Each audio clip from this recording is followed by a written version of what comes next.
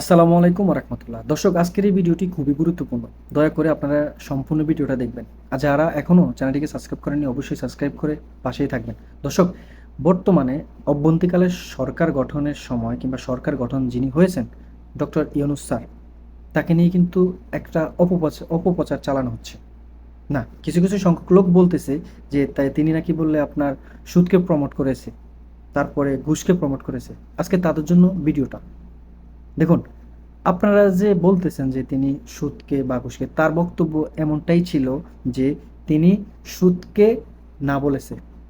তার বক্তব্যটা এমন ছিল যে তিনি আপনার ঘুষকে সর্বপ্রথম দেশ থেকে এই যে প্রচলনটা সেটা বাদ দিতে হবে। তাহলে আপনারা কাকে কি বলছেন?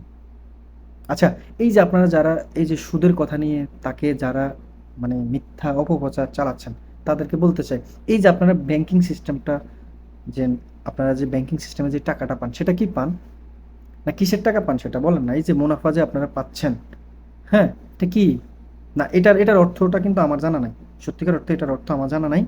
আমার একটু জানার ইচ্ছা। এই যে যারা তাকে নিয়ে অপপ্রচার চালাচ্ছেন তাদেরকে নিয়ে, সম্মানিত একটা মানুষ এই বয়সে এসে দেশের জন্য যে কাজগুলো করছে, বিগত বছর ধরে দেখা যাচ্ছে এয়ারপোর্টে এসে প্রবাসী ভাইরা হয়রানির শিকার হচ্ছে বিভিন্নভাবে।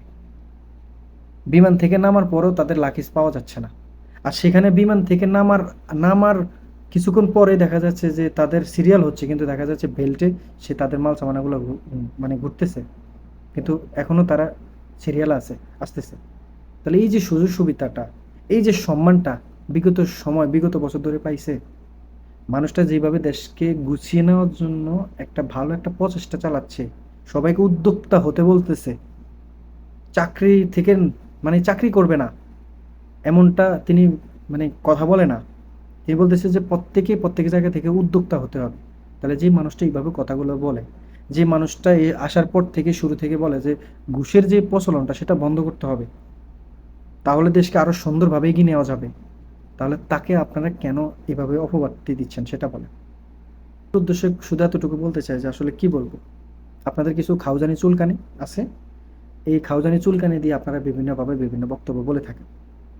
একজন শিক্ষিত মানুষ বেশি কথা বলে না, কমই কথা বলে।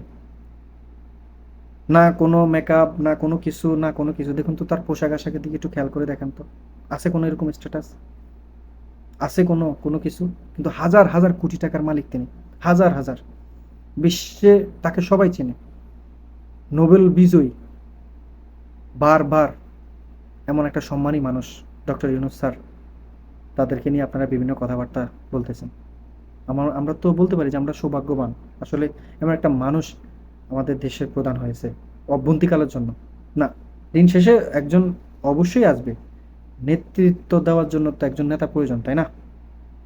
সে যে সবসময় থাকবে এমনটা না, কিছুটা সময়ের জন্য এসে তো, যতটা সময়ের জন্য তিনি এসেছে তাকে সেই সময়টা দেন, দেখুন কি করে।